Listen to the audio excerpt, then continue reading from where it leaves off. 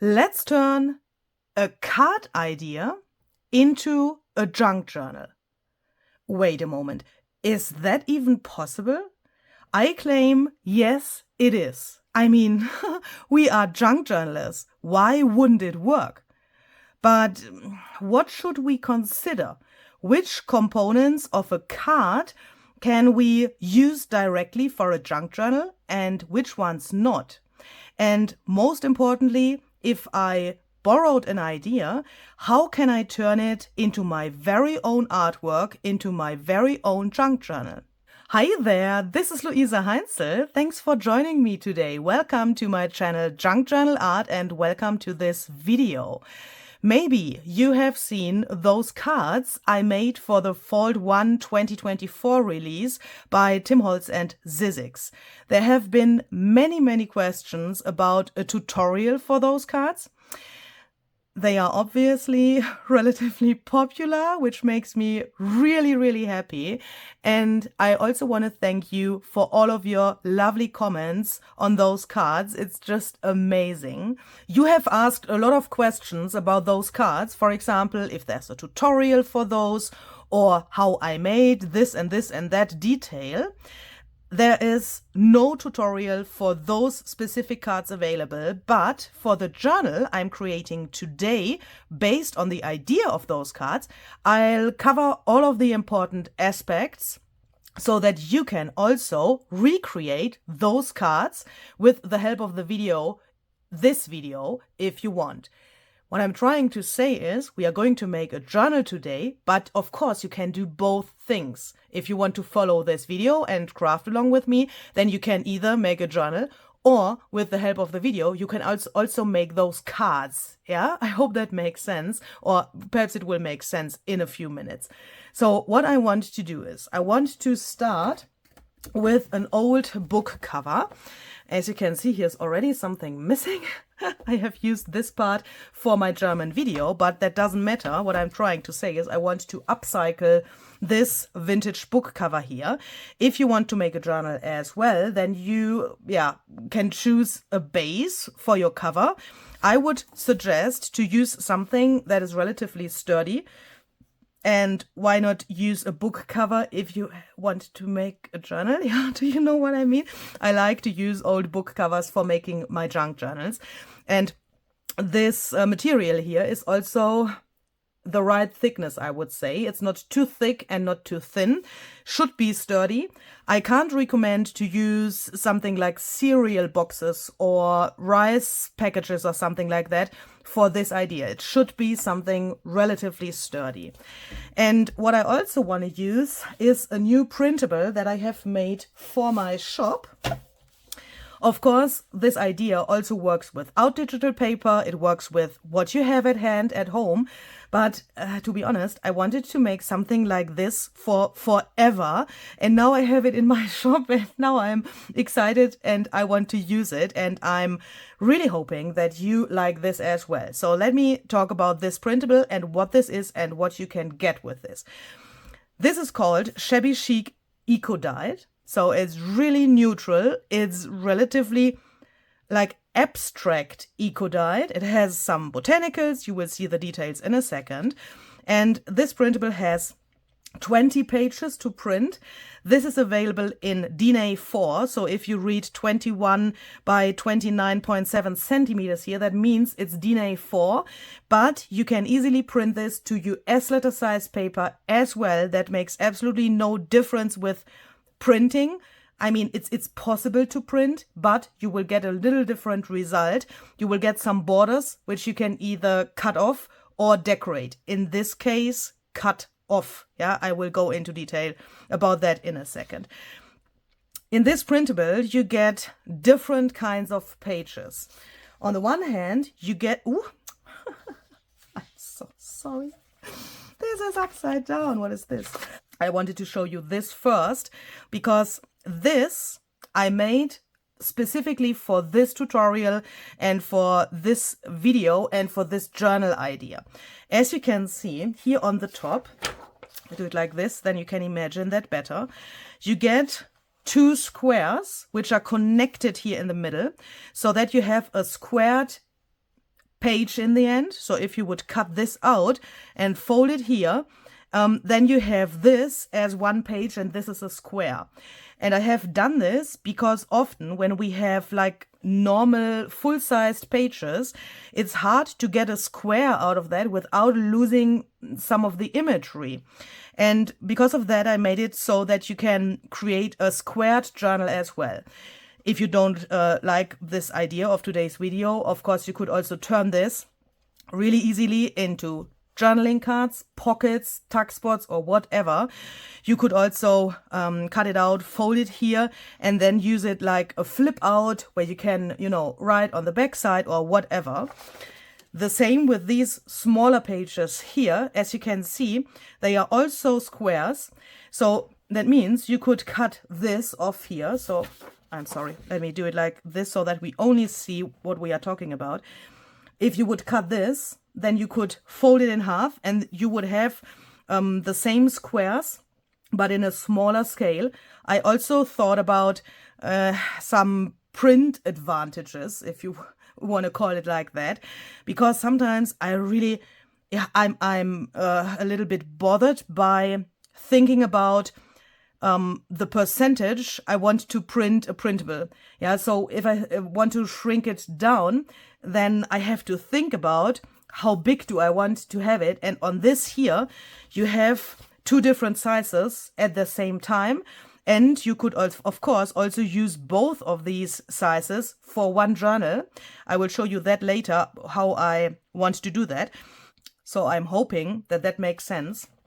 So if you would cut this here, you would have a double page here, a double page here, but I didn't leave white space in between here. Can you see that? So here's the background also. I did that because, of course, you could also cut this and use all of these, fold them like an accordion thingy, and then use that, for example, as a fold out in your journal. Yeah, so that you have many possibilities on how to use this. You get several of these pages where you have those squared images with this printable. So let's quickly go through them. Of course, I will link this item down below for you so that you can check that out in my shop. And if you think, oh, this is DIN A4, but I want to print to US letter size, don't freak your freak, just print it to US letter size, and then you can cut the borders that you probably will get. Of course, the size of this is then not the same like here on my DIN A4 paper, but that doesn't matter. You have a square in the end, yeah? You just have to tell your printer that the printer doesn't resize the file to the full page. If you do that, then you will probably lose some of the imagery. But if you say, don't rescale it to the page, perhaps in your printer settings it's called a little differently, but you will easily find that out. Then if you do that, and how can I explain that? If the printer leaves the image full and you want to say to your printer that it doesn't resize it so that the full page is printed, and then you get a smaller square, but you can then just make your cover smaller and everything smaller and resize the rest of your pages. For example, other papers, you can just cut that to the size you have on the printable. I hope that makes sense. So in this printable, you get this, and you also get full pages where the imagery is a rectangle so that it makes sense on a rectangled piece of paper. The same here. If you print this A4 to US letter, you will get borders and you can just cut them off or decorate them. When I say decorate, I mean put pockets over that white border, or you could add some ruffles or other decorative elements like for example lace or something. I think lace would fit really, really well to this shabby chic look. And I wanted to have this really artsy on the one hand and like dried on the other hand, some of these botanicals are dried, but fresh at the same time. That's why here are also some of these green leaves. And I think this is really, really versatile. So if you don't like what I do in this video, then you can, in my eyes, take this and put that into any neutral journal that you might think about. This could also work with vintage elements, or this could go with any botanical theme and so on. So you get that. And what I also wanted to show you, because there are more of those rectangled pages, but here you can perhaps see a relatively big difference, especially here with the black. That comes because of different papers. So I have printed what I want to use for my journal today like this. I have printed these to the photo surface of my matte photo paper here. And the back side of this paper is like normal copy paper. And these are printed to the photo surface, and on the back there's the copy paper. So that's why the colors look so different. On the photo paper surface, of course, you get more of those like vibrant, intense colors, the better contrast, I would say. But this is what it would look like if you would print it to normal copy paper. That's, of course, also possible. But if you ask me, use photo paper. I like that better, but of course that's personal preference, and that also depends on what you want to do with those papers. I also made some background papers, so for several different reasons. The main reason is that you have asked for that you want to have more background-ish papers in my printables. The other reason is I wanted to have something that you could print to such a backside, the backside of such a page. Instead of having this here, you could also print this to the backside, or also the others that I have here. This, for example. Here you also have a lot of writing space. You could also, do you see this? Journaling cards here. You could also cut these and turn them into journaling cards. This doesn't have to be used as a background. Yeah, you can just use it like you want, of course. But I wanted to have some journaling space and also some patterns and some imagery that is matching this and this, but that's not 100% the same, so that we have some variety in this set as well. So that's that. The link to this item is down below in the description box, as I said. And of course, you could do this whole thing without this, without any digital paper, without any board paper. You could also make this completely out of junk and the things that you have laying around. But, you know, I always want to give you options. Why am I putting this away? I have no idea. I have to take this to my paper trimmer now, because first of all, I want to cut out all of these squared double pages here, so that we then can choose one of those for the front cover of our journal and one of those for the back of our the back cover of our journal. And with cutting these, I also want to determine holy crap, I'm trying to learn new English words, but it will not happen. I want to see with this how big my cover has to be, so that I can cut the pieces for my cover out of this journal book cover here. Holy crap. I will quickly go to my paper trimmer and cut these out, and then we will see, and then you will probably understand what I mean here. Ha! So here we go. I have cut out all of these, and now I'm trying to decide which I want to use for the journal cover. And I'm trying to have some things in mind. On the one hand, I want to try something out, because of course I want to put a rosette to my journal cover later, as it is on the cards as well. And for that, I want to try something. Let's see. I think I want to go with this page here for the front cover. And oh, what I also wanted to show you is, I mean, this would be then the page size later. Yeah, so perhaps now you can also imagine better how this would look when it's in a junk journal, but you will see that in the end of the video as well. But that's a little trick. If you can't imagine how your page would look in the end, then just fold it so that your eye can't be distracted by this, because when you have it like so, you have a totally different thing in front of your eyes than if you would have it like this, only the single page, or like this. That is easier to imagine. That is the one thing. So we could also fold all of these. But what I also want to point out, and I do that now, even if that makes no sense in this point. I have forgotten that to say that before. But what I wanted to point out is this. Look, this is what the other side looks now after I have cut these two sides. This is, of course, now only a part of this rectangled page. And these are totally different images than on the squares. But they match each other, and with this and printing the full size to the back of this, you automatically get a portion of this bigger page, and with that the scale of this is bigger as well, and you get the most interesting pages out of this, because you know it's like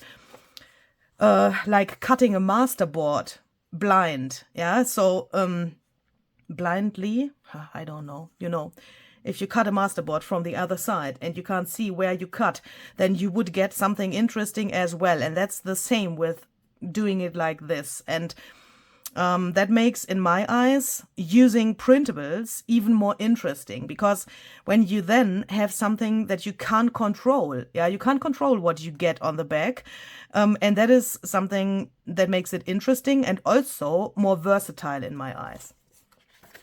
So I want to try, and I have absolutely no idea if that can work, but I want to show the reality here. So that is what I would do in reality as well if I had seen an idea. Yeah, I mean, today I'm borrowing my own idea. Yeah, so I'm recreating my cards, but as a journal. But if I would have seen the cards somewhere else and I would like to make a journal and use the things that I have, then that would be my reality. So this is the reality. Do you know what I mean? So, first of all, I have it. I have the word here. Determine. Determine. That is the word. Let's determine. I get it. Let's determine the size of the journal cover. If this is the size of our pages, I want to have my journal cover to be a little bigger than the page. So that means I'm going to like eyeball this. This is about a few millimeters here on the top. So the spine will later on be here on the left, so that I can do it like this approximately. I do this with my feelings. Do you know what I mean? I don't measure this.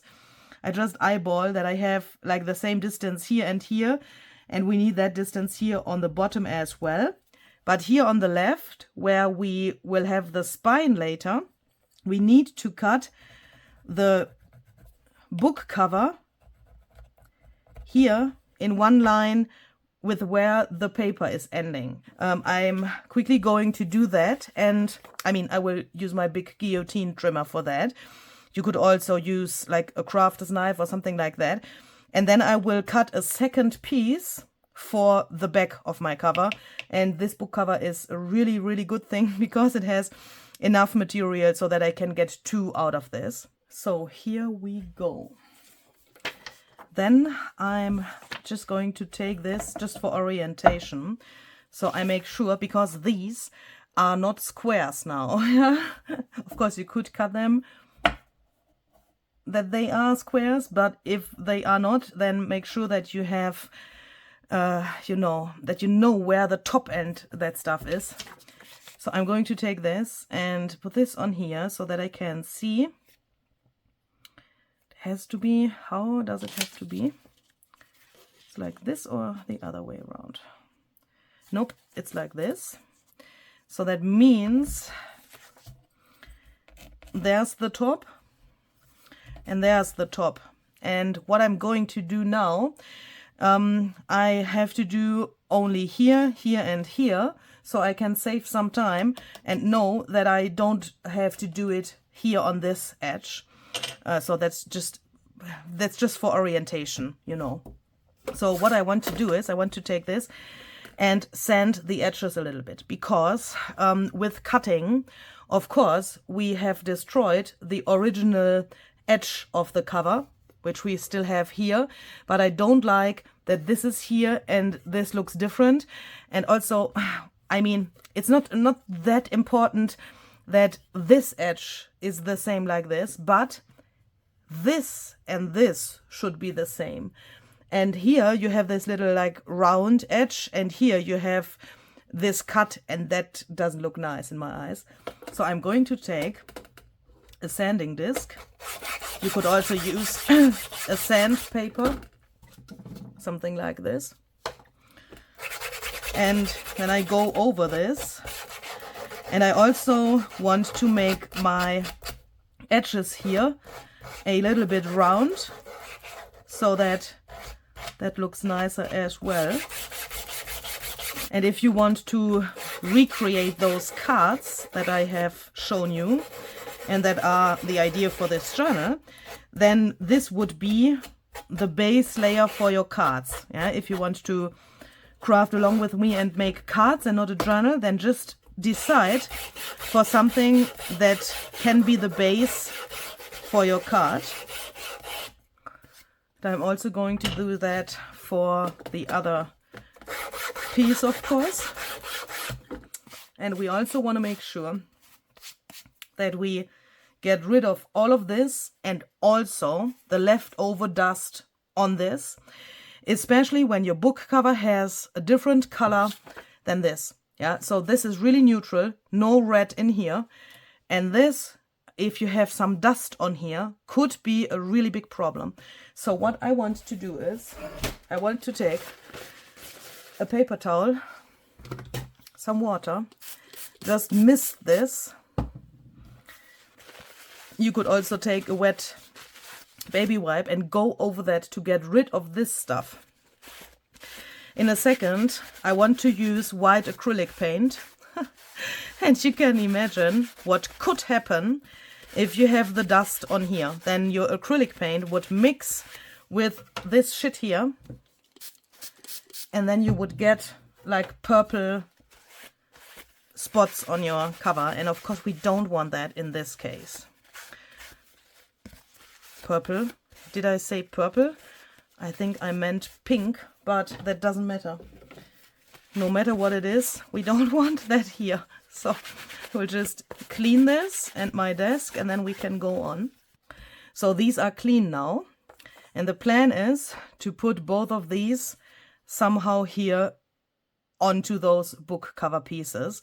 This is the back, so probably this image will go like so onto this book cover piece, so that the flowers are in the right direction, because I don't want to do anything on the back of the journal.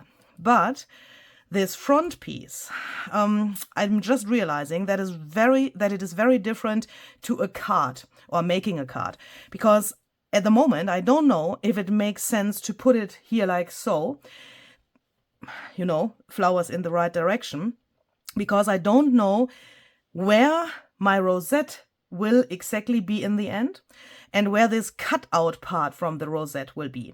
Because of that rosette, a lot of this imagery will be covered up. So it could also make sense to place this paper here like this, or even like this, or like this. And to find that out, in my eyes, it makes more sense to build the rosette first and not glue this down now. Because if you make a card and you have a square, then you can always change your background later, because it makes no difference if you have, you know, if this was if this was the card base. It makes absolutely no difference if you turn it like this, or like this. And with that, it makes no difference if you have your background like this, or like this. But with the journal cover, it makes a difference, because here is the part where the spine will be glued later. And with that, and because of the fact that this is not a real square, I can't move this anymore, because this has to be here on the left. Does that make sense? Hopefully. So I'm taking these loose pieces and I'm putting them aside, and I'm first assembling the rosette. So I have cut out, with the help of the die cut, 3 of these pieces. This is how those pieces look before you have assembled them. This is just some watercolor paper. And I found out that for me, it's easier to glue these pieces together before I fold them. But of course, you could also fold these separately and then glue them together. For the cards and also for the journal cover here, I want to use 3 of these pieces, and I'm attaching them just with some double-sided tape. So you can see you have this little flap here, and that has to go to the side where no flap is here, of course.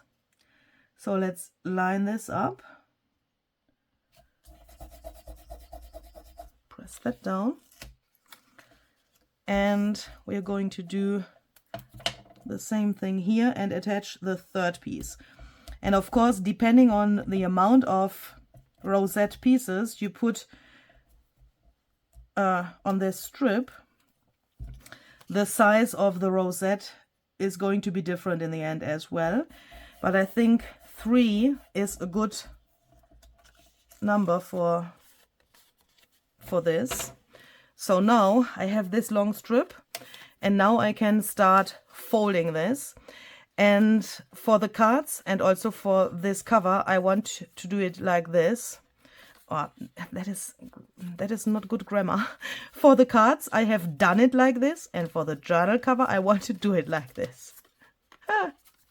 So I'm starting to fold so that the hill of the fold is here where this round thing is, and the valley of the fold is here where this V shape is.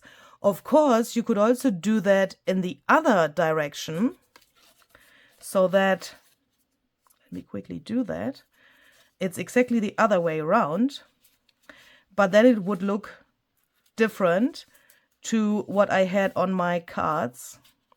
I mean, that is also a possibility. Yeah? You could also do it this way around. But for the cards, I did it, you know, the hill is there where the round thing is. So I'm going to fold this, and then we can glue that together. And perhaps you think I don't have this die cut. I have to admit, before I had the die cut, the rosette die cut from the Fold collection, I have never had a rosette die cut in my hands, and I've never worked with rosettes before. I feel like a little ignorant crafter.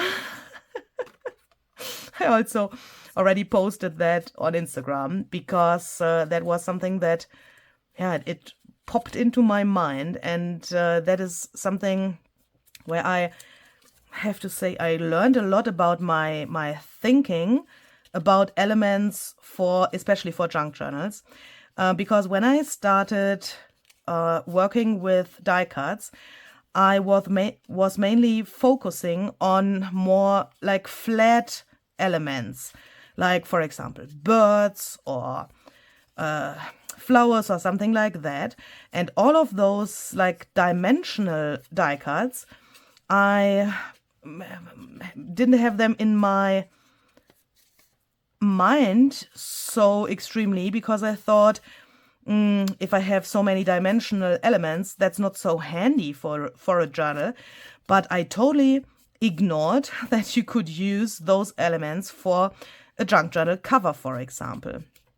And then I came to all of those colorized die cuts, and I found those really interesting, and I still find them interesting for making junk journals, but I still ignored things like rosettes.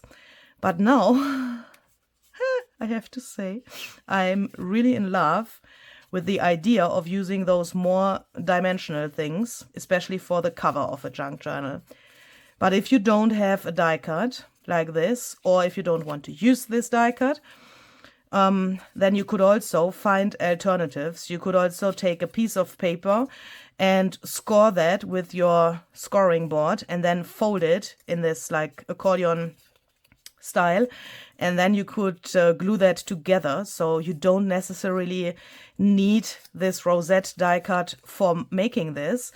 But I would say these, like, I mean, if you have it like this, this looks a little bit like a fence, and these round things, I think it's relatively hard to get them regular without the right tool. But of course, please, you do you. And if you want to use a paper, or if you don't have the budget for the die cut, then I think you could easily find alternatives, and your journal cover or your card will look amazing in the end as well.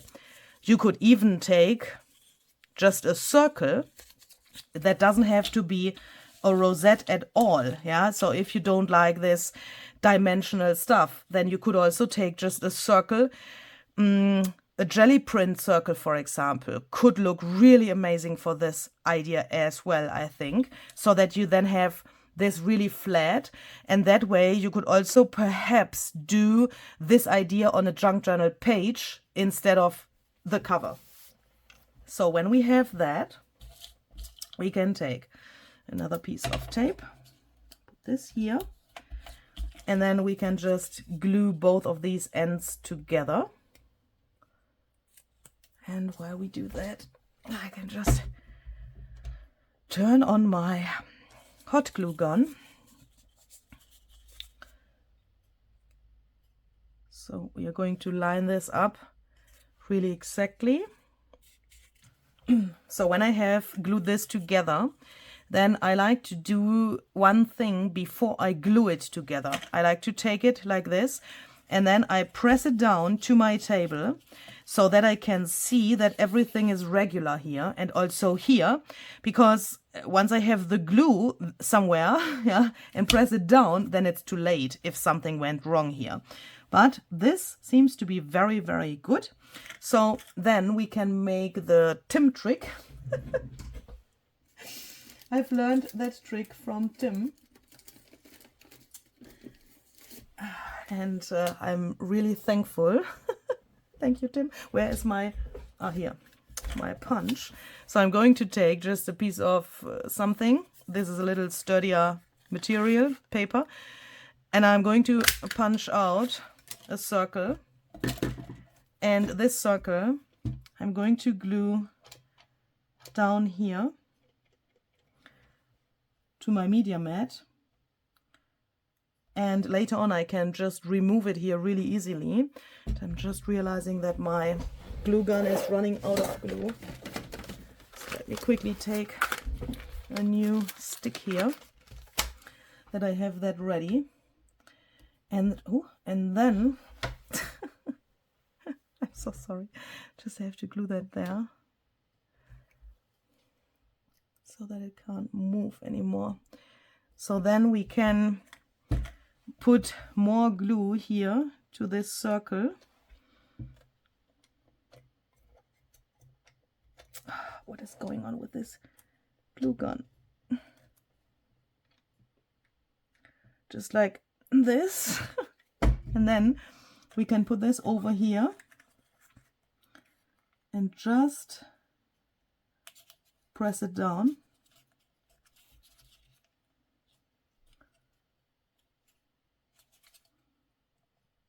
And press that also a little bit to the center so that you get a nice circle here in the middle, because that makes the rosette way more harmonious, I would say. just like this. And then we can take a second circle, because we won't see that here later, because this is going to be covered up by all of the other stuff that we want to add there. Then I'm going to take more glue, if I can manage to bring this out of this glue gun. What the heck is happening here? I have this new and something is going totally wrong with this thing, or I'm too stupid to... What is that? It's not coming out. What is that? Okay, I think now it works. So I'm going to put more glue on here. And also I want to let it run into those little slots there a little bit, so that I then can take this second circle, glue this down here, and I don't care if some glue is squeeze, you know, coming out there. You could also take a bigger circle. I'm quickly going to do that. I'm doing this so that the glue is like pressed into those slots there. But the main goal is just to hold this together. And if it's glued in the center, then this will stay where it is. Okay, so then we can let this cool down. And perhaps you ask why I am building a whole rosette instead of gluing it with this opening here, because you have seen on the cards there's a part missing of the rosette. In the beginning I thought, when I made the cards, I thought it could also work to put those rosette pieces to each other, but don't connect the ends and glue it, you know, from here to here, and just leave this part free. Don't try that. Don't try that. That is that is just like a nearly impossible thing. It doesn't work.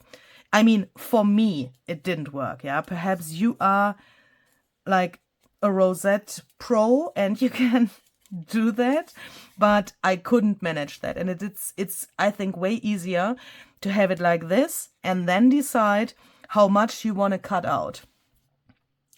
And let's then take our background as a guide so that we can see where and how much we want to cut out.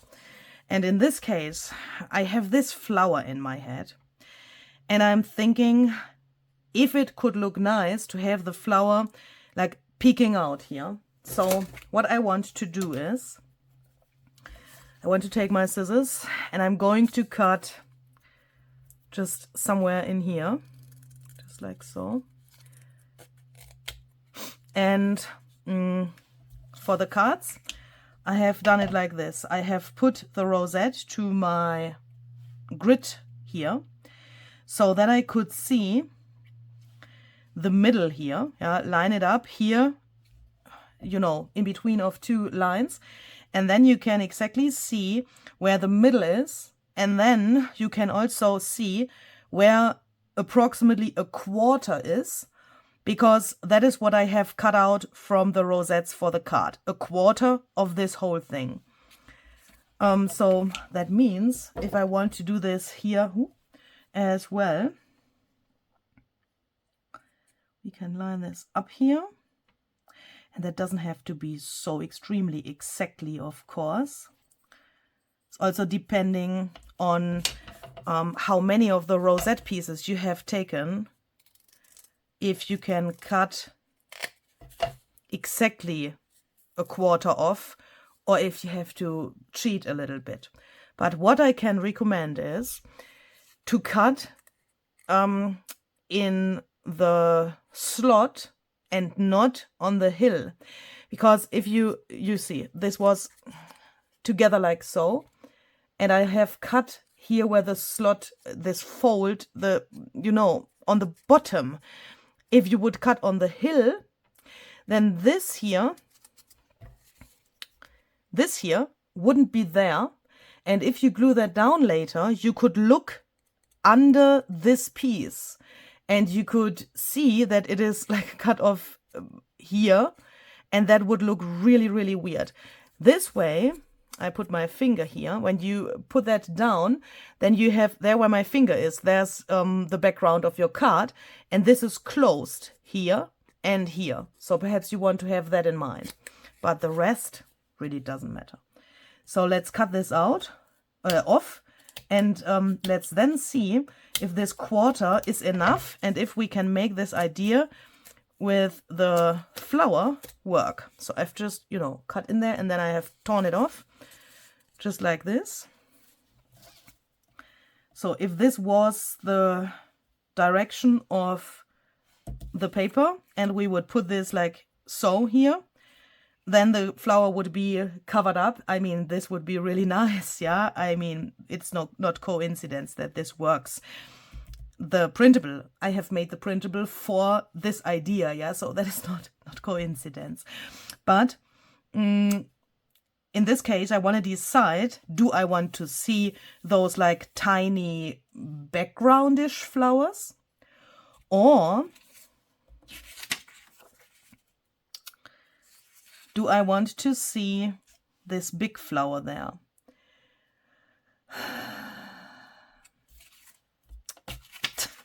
Decisions.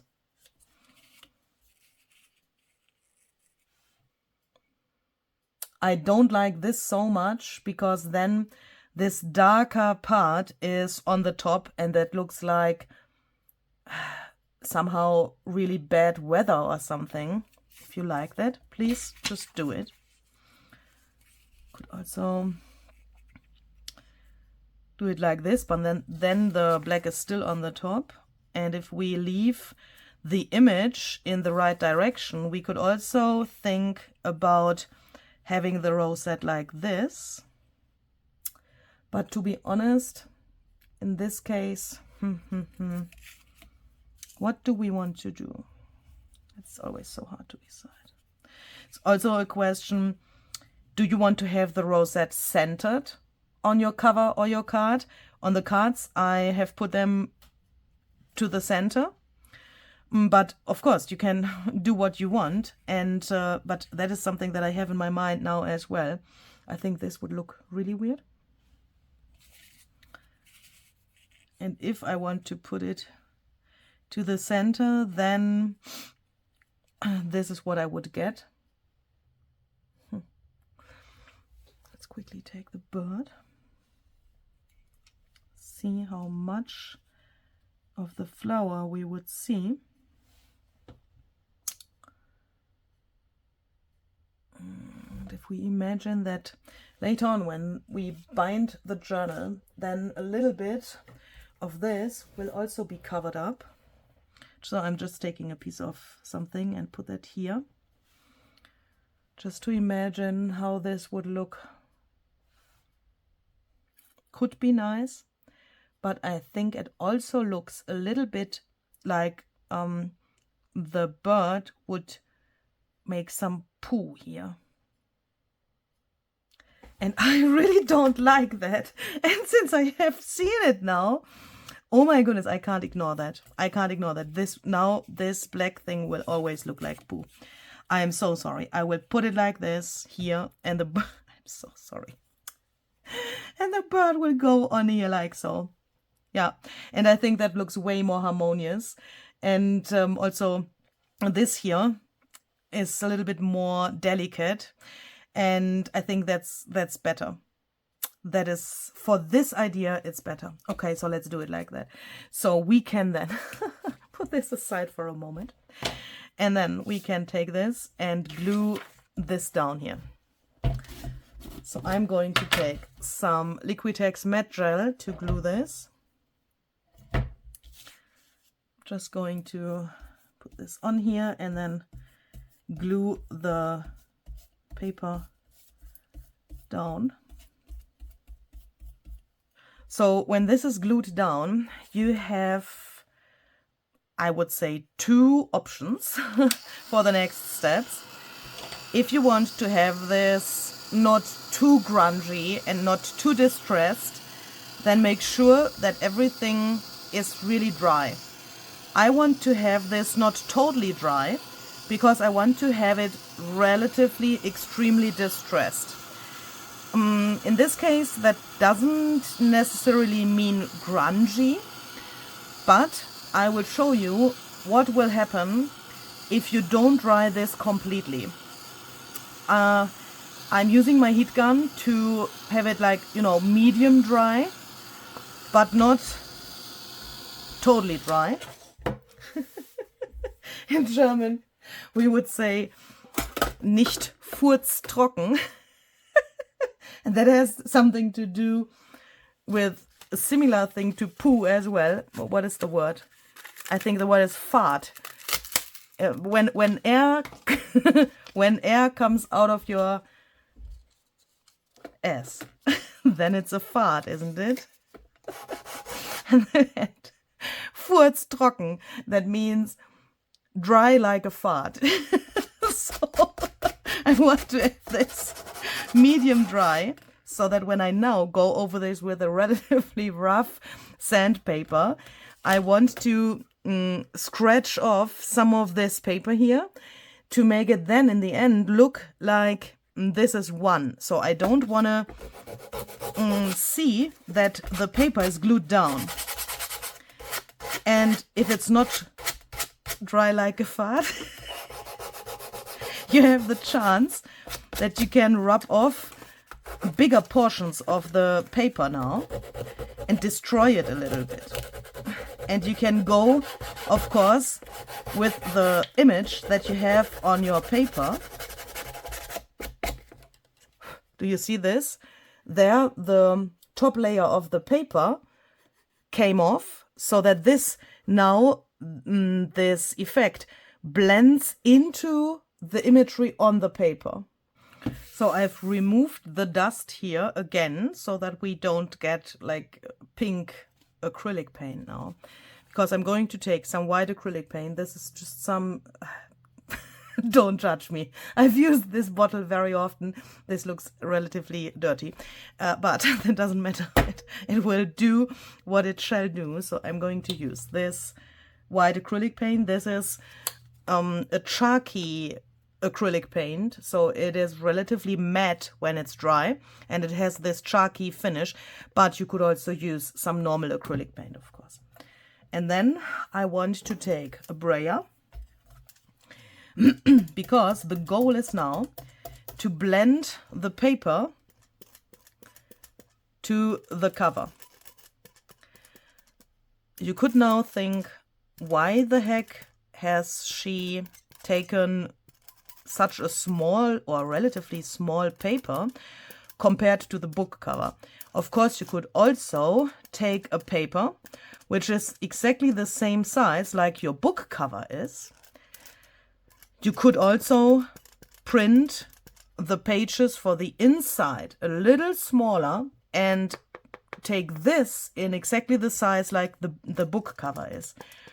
But this has a reason.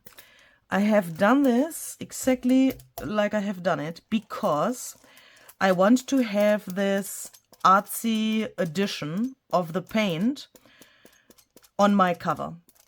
I want that you can see that here's paint, but at the same time I want to have it like look like it was one from the very beginning. And on the other hand, this little frame here gives me a little bit more space now for applying the paint. I don't cover up so much of the printable paper. And I want to have this as loose as possible. I'm also going to smear a little bit here to, you know, the paper itself and not only to the edges. Just like this. I'm going to do this for the other piece of the cover as well. And then I'm going to dry this with my heat gun. So when this is completely dry, I'm going to take my sandpaper again, and I'm going to sand down some of these areas. Now you might think, what the heck? Perhaps she needs more coffee. Why is she doing that? Because at first glance this makes no sense. Applying the paint and then sanding it off again. But in my eyes, this gives this look that I want to achieve here, because if you now do this, you get a way more like depth into this whole thing. I want to reach something that looks really like shabby chic, and shabby chic is for me also this like peeled paint effect. And here, for example, if you do it like this, look, the dark areas come through here again, which have been covered up by the white paint before, and also the color of the book cover comes through again, and that gives this like layered and peeled and shabby look. You wouldn't get that just by applying the paint and then leaving it like that. But if you like it, you know, after you have applied the paint, then please just leave it as it is. But this way you can also get some more details, and especially there where I can see this straight edge, still see this straight edge of the paper, I can go in with my sandpaper and get rid of this straight edge that we had from cutting the paper. For example, here. And when you have that, you can decide, of course, if you want to go in with more white paint, just to, you know, add another layer. And I made the experience that when the acrylic paint is a little dry already, this step works the best. So I've just left it here on my mat, and of course it dries automatically. And when you then go over this, you get a really loose effect, which nearly looks like this peeled paint effect. So then, when we have that, we can place this somewhere here so that we have, you know, 90-degree angle to get a better imagination. Ooh, you can't see anything of what we are doing,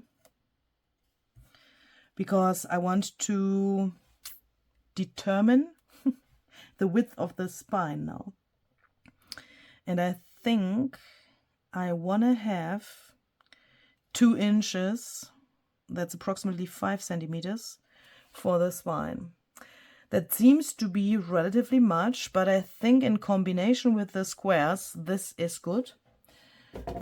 Since I don't have, I mean, you could do that more narrow or even wider as well. Yeah, just choose a width that you like and that match the proportion of your journal. And perhaps you already know what you want to do with the journal and how many pages you need.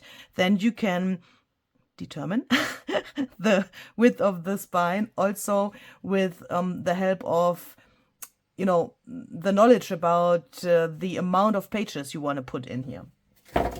Since I don't have enough left over from my original book cover, I've just taken another piece of book cover. So this is just also from an old book.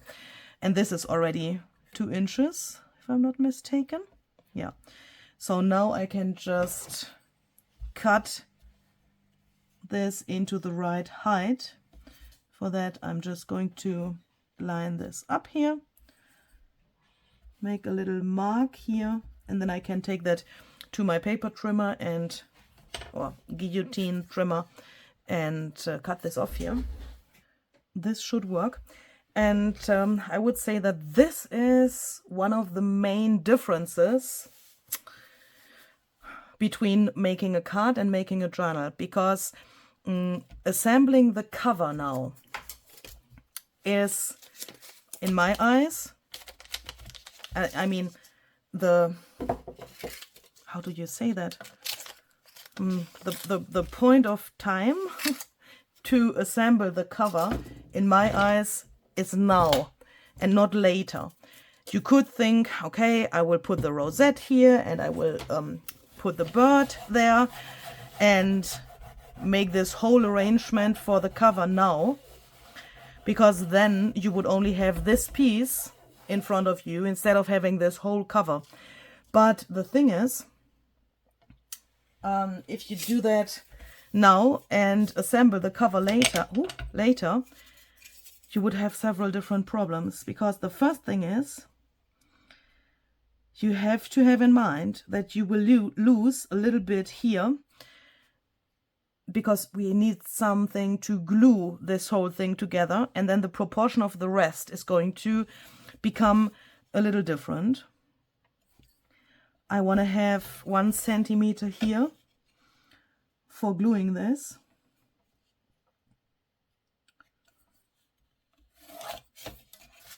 Also here on the other side. And the other thing is, if you assemble this now, then you only have these 3 naked pieces in front of you, and you won't have any problems with, yeah, like, let's say, the bulk of the decoration of the cover. It's way more handy to do this now, I would say. So I'm going to take some of this, you know, how is that called in English? You spritz it with water and then it gets sticky. But I'm using this just to hold this in place for the next steps. So this is not, if you would only use this kind of tape, I mean, this is paper, yeah, this wouldn't become a sturdy journal in the end. So I'm just using this to hold everything together for a moment. And later on, I will cover this here and also the outside with some fabric, so that the fabric is what holds the whole thing together and not this paper tape.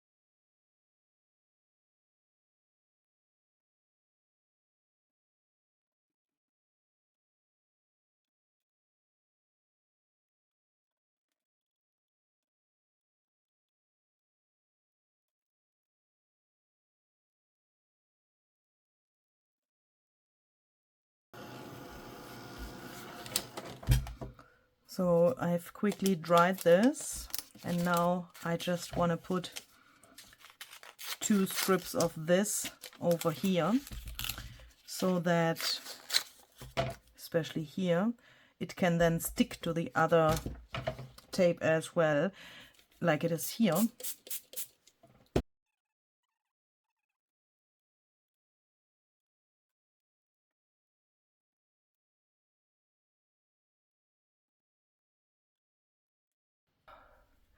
So this may dry now. Then we can turn this around and decide for the color of the rosette. And with choosing this page of the printable, we also have relatively much of this bluish gray, which is not in here. And if you look at this and imagine this is later on like this, then you would, I mean, if you would have the journal later in your hands, yeah, when it's finished, then you have this. And if you turn it around, and here's the a color which we don't have on the front, that would bother me a little bit. This here is also a little bit more like beige than this is. And perhaps we want to have that in mind when we now choose the colors.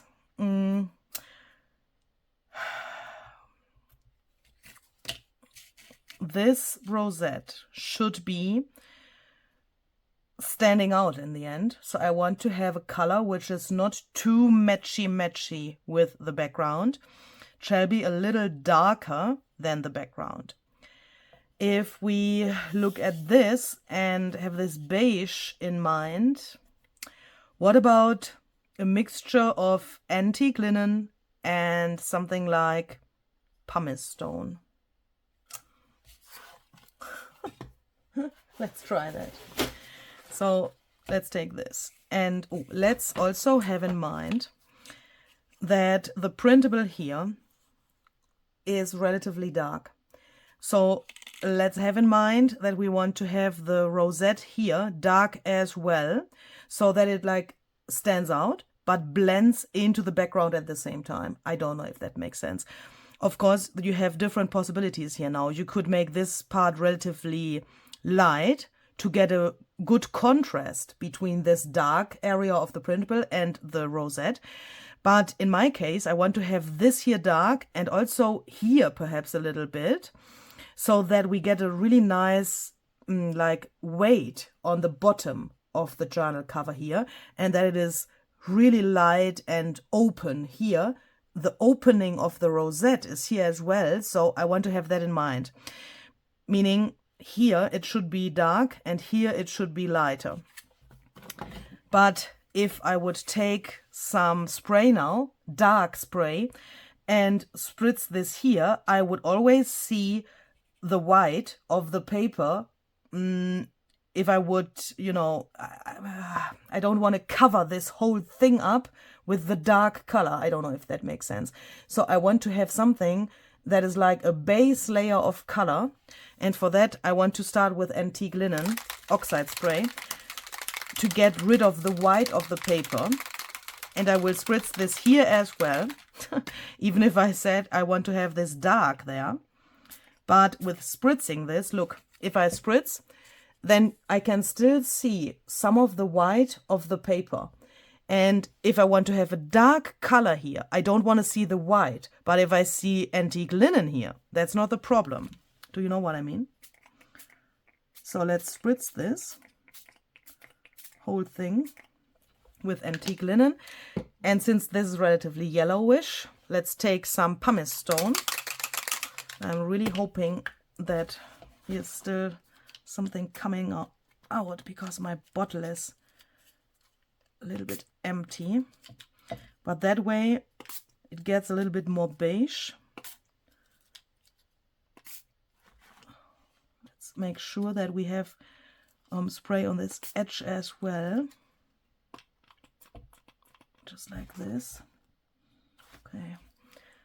Let's also add a tiny little bit of water to make this run really well, and then I'm going to dry this.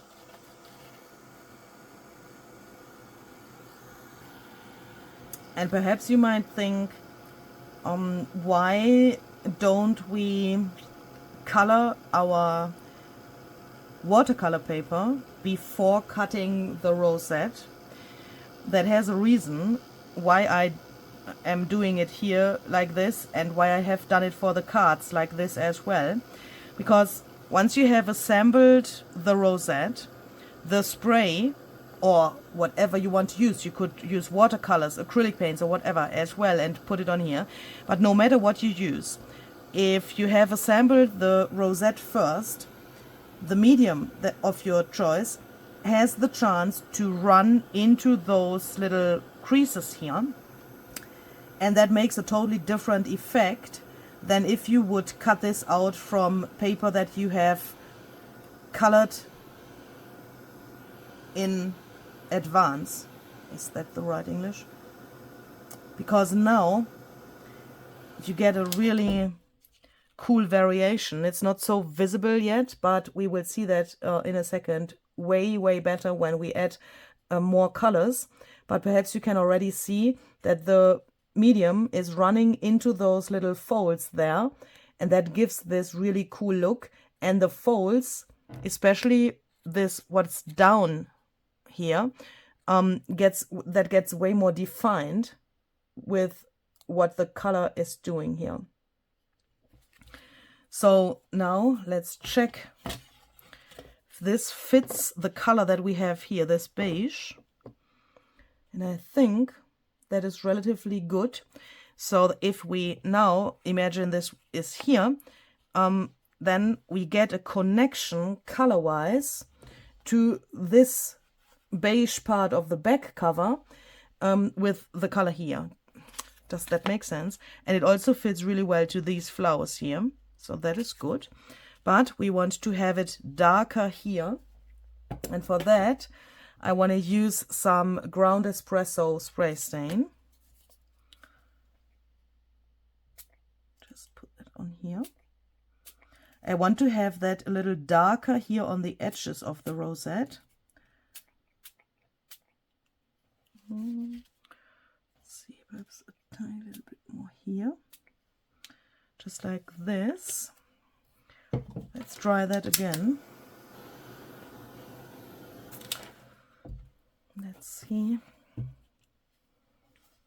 if this matches the colors here now. Yeah, we could have a little bit more of something bluish grayish. This is relatively brownish grayish now. Of course, we've used ground espresso. But how to reach that? I think I want to use some frayed burlap oxide spray. But perhaps we should splatter that on with a paintbrush.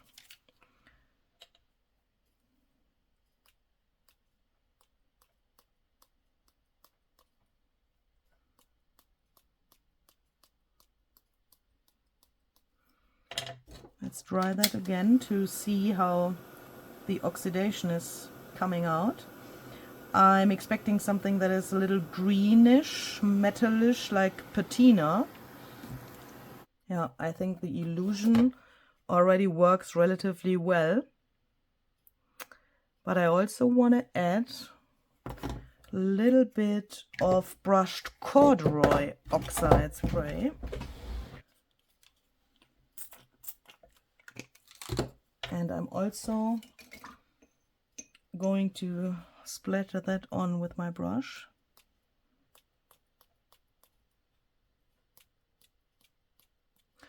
That's not so bad, but the definition of the rosette is not enough for me. So what I want to do is, and that is something, that is a little trick I found out. I have used some watercolor paper to cut the rosette, but to be honest, that is not the best quality of watercolor paper. If you would use watercolor cardstock by Ranger, then you could do this trick with water, because the watercolor paper by Ranger is made for exactly that, splattering water and get really nice water drop effects. I think you know what I mean. But with this watercolor paper, I mean, it's sturdy, it's good. Why can't I use something that is cheaper? Yeah, no problem with that. But if I would splatter water on here, the effect would not get so extremely, because obviously this paper is not made for those water splatter effects. It's a little bit weird, because why is it called watercolor paper? But if you have something like cheaper or not so high quality, just use some white acrylic paint. This is already mixed with some water. This is my splatter paint. So if I want to have white splatters on a project, then I use this. But I want to take some of this out here to my mat and add more water so that I have something like white water. So relatively less paint, but a lot of water, so that this also flies relatively extremely on here. And then I want to throw this on here. like this. Relatively, I don't want to get splatters now. I want to get this really like, you know, blobs, or how's that called in English? And that way we get a really nice reaction of the paint with the ink below, because now the white acrylic paint soaks the ink, and we also get this extreme color from the ink. It's not so subtle anymore. And that gives the illusion that we have used water. I know that it is really a different effect. It's not the same. Yeah, I don't say that it is the same. But if you have a paper which doesn't react so well with water and doesn't give you those like water effects, then you can also do this trick and you get something similar. And the goal behind this is, of course, to get more variation into the different ink colors. And with doing that in this color palette, I also get something else because the acrylic paint gets now stained by the ink from the oxide spray. And with this color combination and the acrylic paint, I get this reddish effect here. Can you see that? And remember the color of our book cover, because perhaps you have thought the whole time, why the heck did she use this like red book cover? I did that on purpose because here, look, this red and this red has a connection now. Yeah. Is this makes me happy. Is this now dark enough here? I think so. Yeah, I think so. I think I like that. So then we can take the rosette and glue the rosette to the center of the book cover.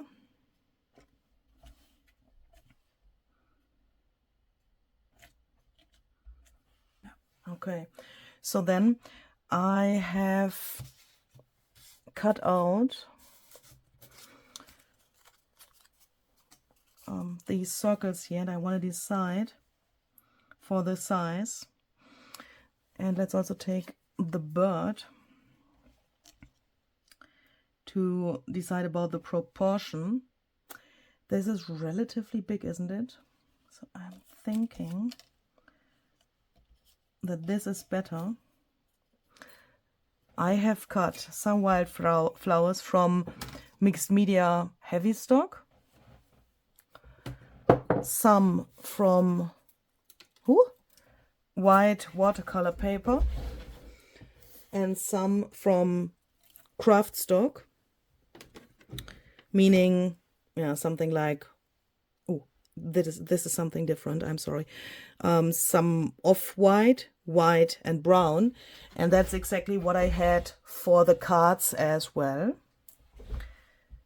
This is Mixed Media Heavy Stock with antique linen. I have this left over from my German video, because there I have added this fourth color because I thought that looks nice, and I think I will use these rests here, or perhaps I will spritz something, some of these with antique linen as well. Let's see. So now we can start arranging the flowers, and I want to get a rough imagination of where the flowers are going to go. So I'm going to take the bird away, but I leave this circle because in the end I want to have the flowers glued behind this circle so that we can't see anymore where they are glued. Since I want to have the bird relatively dark, I choose something for here which is relatively light so that I can get a contrast with the bird in the end, if that makes sense. And it's also, in my eyes, good if you put something here to this edge where the rosette is cut, like so, to cover this cut area a little bit, and the same here, because then it doesn't look so cut anymore. Do you know what I mean? If I put this, for example, here. Ooh, something's too much here. Let's take that out.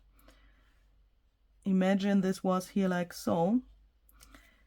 Then you can't see where the rosette is cut. And it looks like this has to be like this. It doesn't look like, you know, cut off. So let's find some flowers that we want to use here.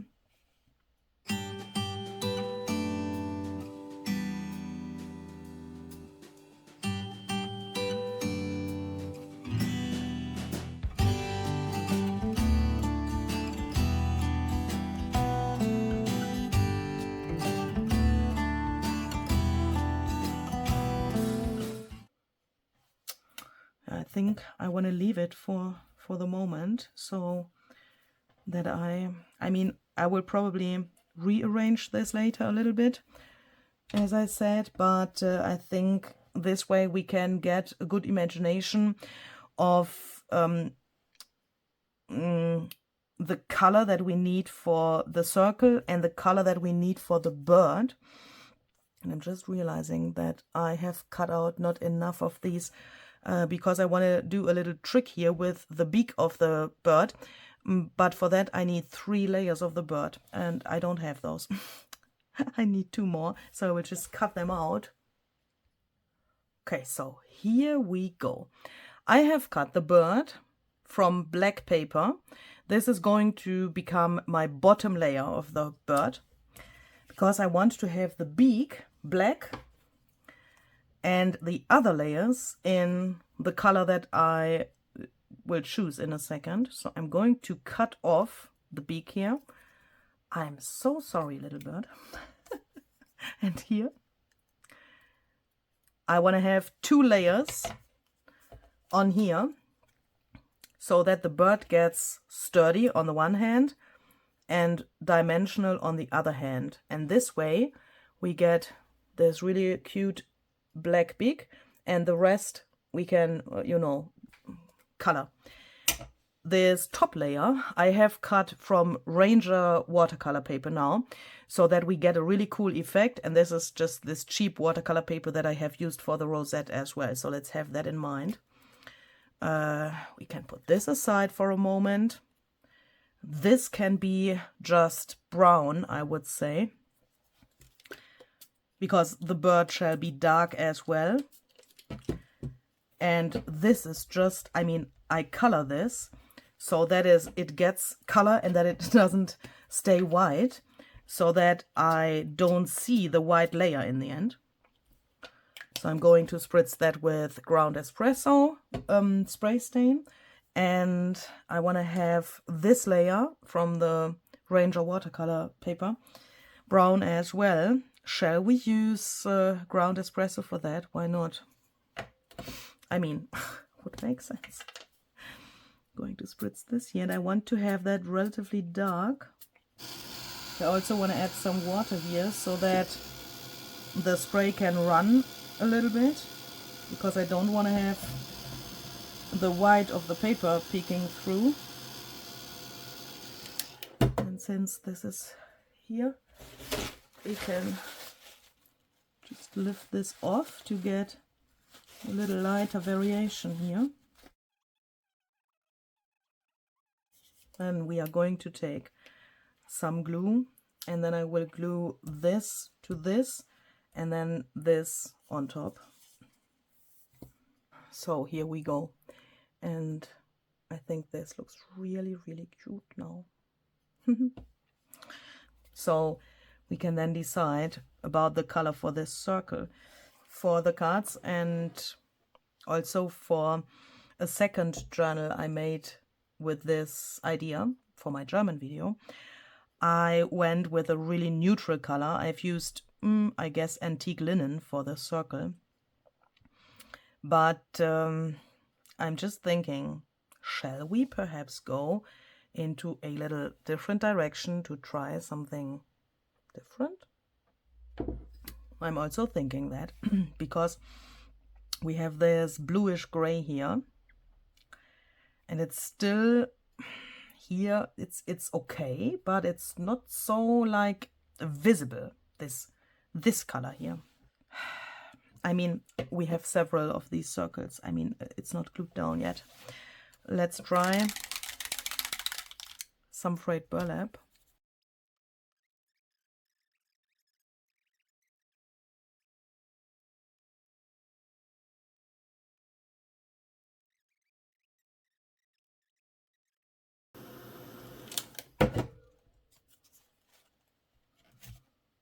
So let's first compare that. Ooh, it's not the same thing, I know, and I'm so sorry, I have to remove the spray here.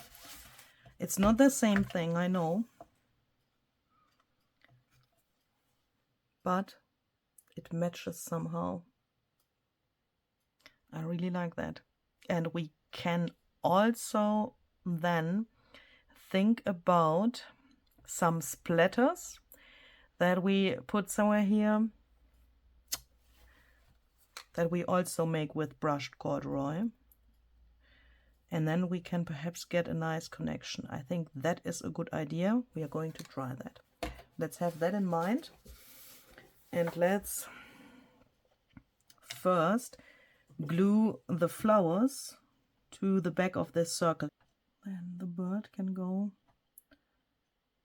somewhere here. And I want to add a little quote here.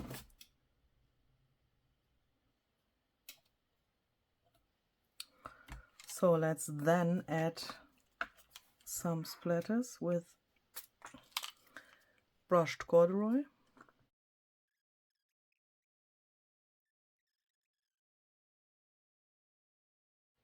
Which is your problem-solving color? Or I actually don't want to call it a problem, but it's like magic. This is just magic. It brings everything together so well, and I really like this.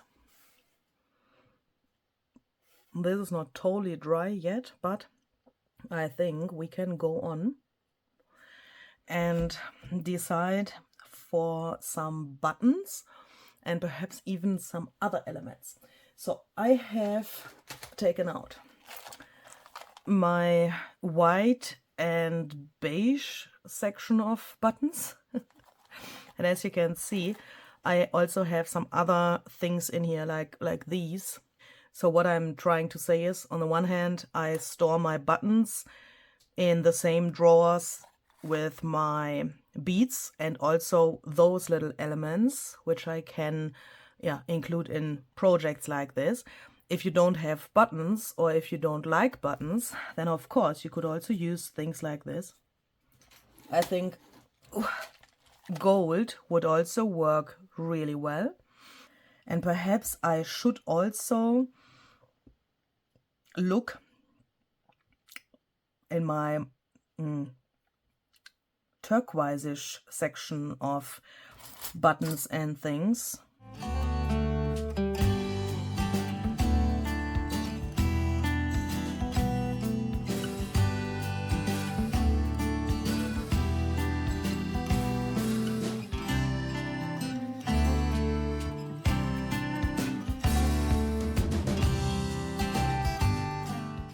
But I want to add some black or brown thread, or a mixture of brown and white or something.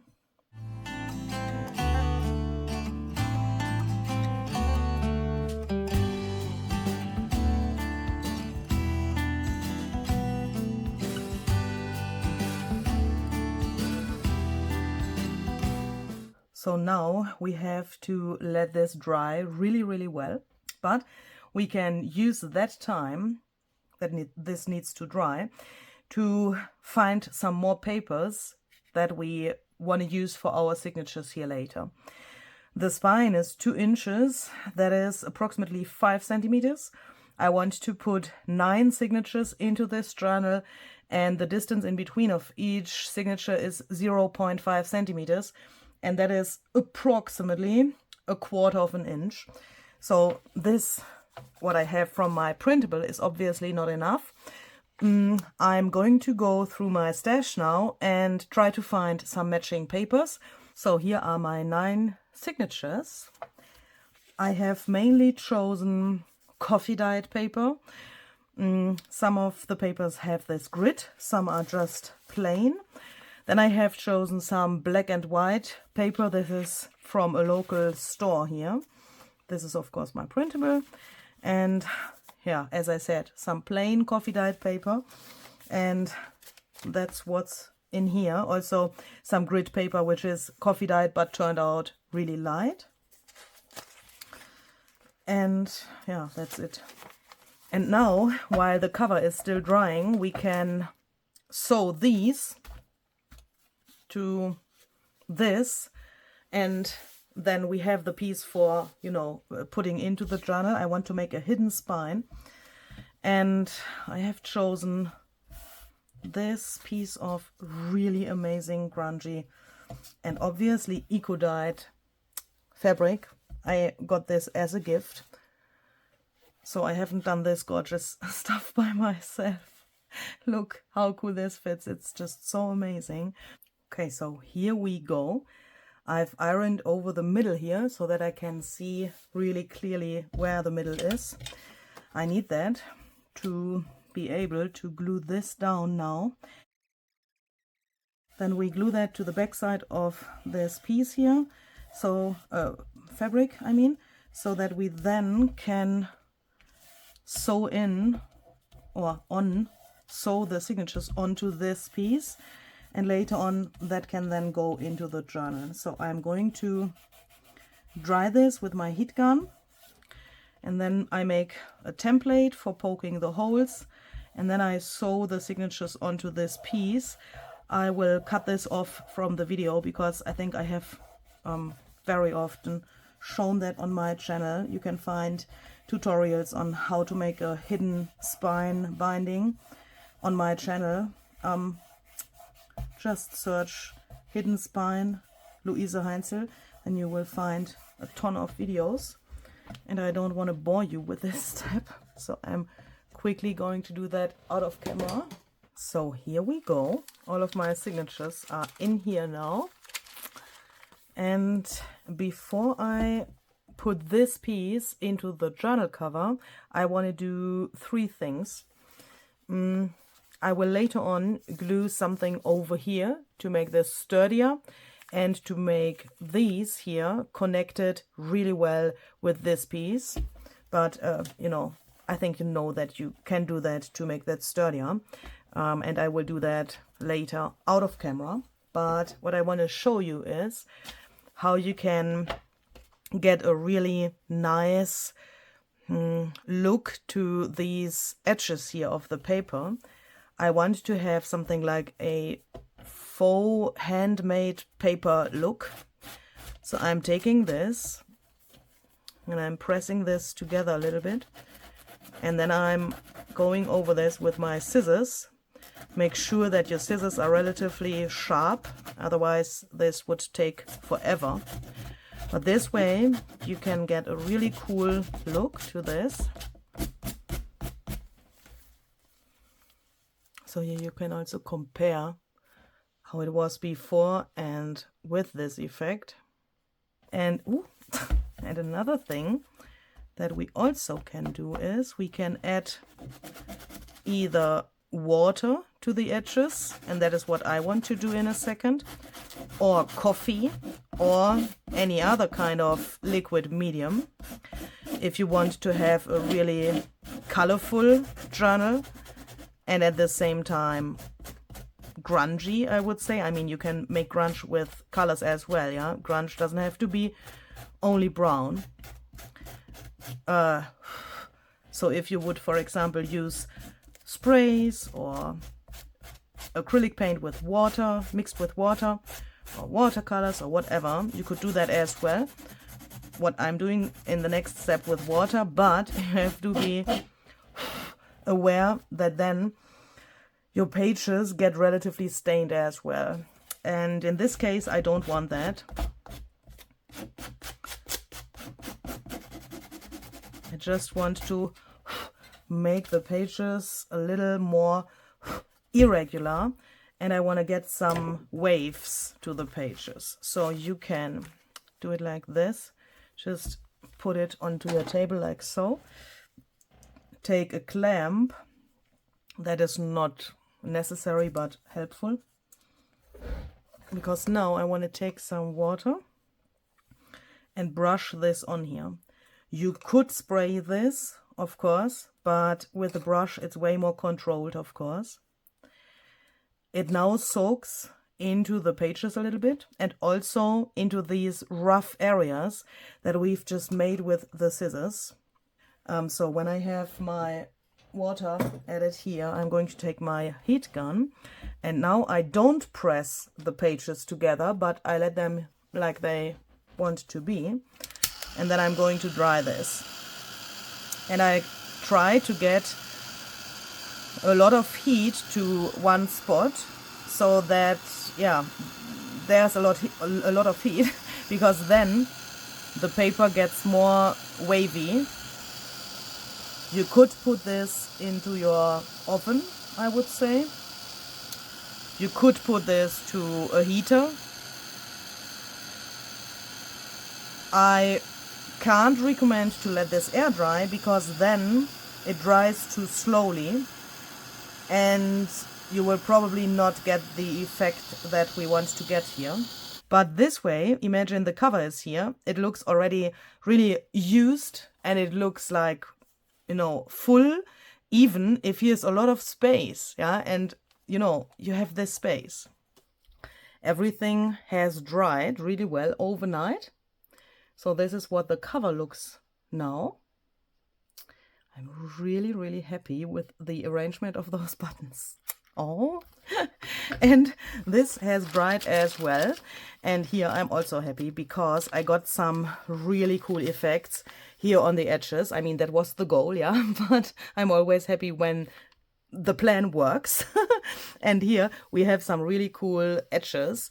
With cutting the pages, of course, we lose some of those like really gorgeous coffee dyed effects. I mean, those dark edges that you know from coffee dyeing disappear, of course. They get lost when you cut the pages, and when you then add the water, you can get some really cool new edges. That mainly happens on coffee dyed paper, of course. Here it's not so extremely, but here, for example, look, this looks like an original edge, doesn't it? And of course it works better on coffee dyed paper when you use water. If you use, for example, coffee, then you would get this stained effect on the other papers, of course, as well. But even on the other papers, look here, for example, there's a little bit of coffee that came probably from this page here. Ooh, I'm so sorry, you can't see anything. From this page here to this, so with the water, the coffee from this page, I'm assuming that that is what happened. The coffee here got reactivated, and then it got to this page, and I really like those tiny details that we have here now.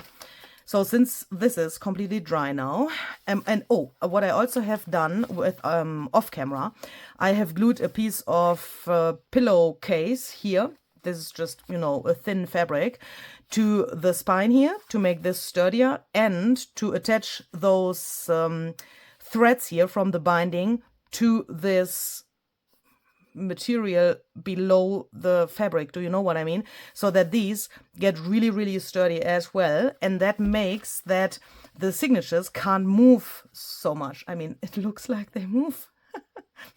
But, you know, when this is in the journal later, then the signature can't move anymore. It can't go anywhere. And these strings here, of course, are way more, I don't know the word, stramm, tight than without this fabric on the back. So now I want to make sure that I have the right direction here. So let's see, yeah, this is the right direction. So here is the top. So this is the front, and then we can take this and turn it around so that we then can glue this in here and glue the fabric here to the inside of the cover. So here we go. Everything is in here now, and I'm so happy with how this turned out. I'm so in love with the look of this eco-dyed and grungy fabric that fits so well to all of those colors, and it's just amazing. And today is such a day. I'm such a lucky girl, because this, what I have left over, is enough to put it here. So I will choose a portion of this fabric. Don't know yet which portion I will choose, but probably something with this like purple in it, because we have that in the inside as well. And then I'm going to glue this here to the spine. This makes me so happy. This looks so cool, and this, again, this fabric is just so amazing in combination with the rest. I'm so happy that I came to the idea to use this for this journal. Really cool. So this is our little journal, and I would be really interested if you think that this little experiment of turning a card into a journal was successful in your eyes. So what do you think? Do you think this is like, you know, a card, but there's a journal attached because you know how the cards looked? And would you say, okay, this is like a copy, but it's a fail? Or what do you think? And I'm really interested in the question, would you try something like this by yourself? Or do you say, well, I'm a junk journaler and I only want to make journals, and I want to make them like, for example, I always made them. I'm not interested in taking, for example, a card idea or an idea from a totally different, let's say, niche. Do you know what I mean? And turn that into a journal. How do you make your journals? I mean, where do you get your inspirations from? And have you experienced something like this, that you had like a totally different idea? I mean, a card is different than a journal, isn't it? And have you tried that before? That would be really interesting to know. I know that was more than one question. I'm so sorry. So I'm hoping that you enjoyed this. This was so much fun for me, and I'm really hoping that you had some fun watching this video as well. And I'm hoping that if you want to try this, you will have some fun as well. So see you the next time. Have a very great and creative day. Bye bye.